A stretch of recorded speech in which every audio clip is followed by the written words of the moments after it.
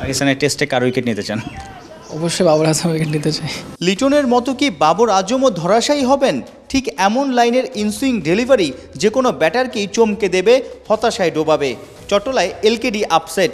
গোটা দিনই দুর্দান্ত লাইন লেন্থে বল ছুড়ে সৌম্য, লিটন, সাইফদের নাচিয়েই ছেড়েছেন হাসান মাহমুদ। বিসিবি লাল দলে 3 ব্যাটার ঘায়েল, সবুজ দলের এই পেসারের ভ্যারিয়েশনে। লাল বলটা কতটুকু এনজয় করছেন এবং আপনার ফোকাসটা কেমন আসলে? অবশ্যই নতুন বলে চেষ্টা করি যে চ্যানেলে বল করার, যতটুকু ব্যাটসম্যানকে খেলানো যায় আর বলে একটু মুভমেন্ট থাকে। তো আমার যেটা ভালো হয় যেটা হচ্ছে সবসময় ইনকাট ভালো হয়, আউটসুইং হয় বা বাউন্সার দিয়ে সবসময় ব্যাটসম্যানকে একটু দ্বিধাদ্বন্দ্বিতে ফেলাই দিই আর কি মাঝে মধ্যে। তো এটাতেই মাঝে মধ্যে সাকসেস হই। গেল মার্চে অভিষেক টেস্টে 2 ইনিংস মিলিয়ে 6 উইকেট নিয়েছিলেন হাসান।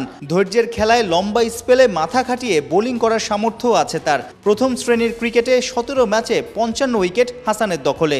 বেশি বোলিং করবেন তত অ্যাকুরেসিটা বাড়বে আর বোলিং ফিটনেসটাও থাকবে। আপনি যদি এনাফ ফিট থাকেন, আপনার বোলিংয়ে আপনি স্বাচ্ছন্দ্য বোধ করেন বোলিং করতে, তেমনি উইকেটও পাওয়ার চান্স বেশি থাকবে।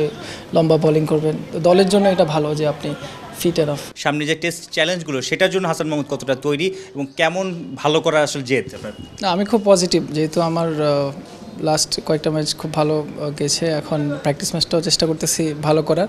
আজকে 3 উইকেট পেয়েছি, কালকে চেষ্টা করবো যে আরও 2টা উইকেট পেয়ে বিষয়টাকে একটু ভালো করে প্র্যাকটিসটা করার আর কি।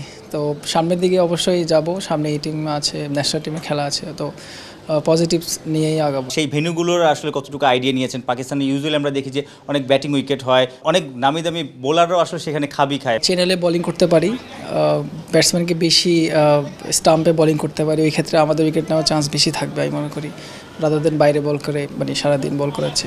লঙ্কানদের বিপক্ষে এক ইনিংসে 4 উইকেট ছিল।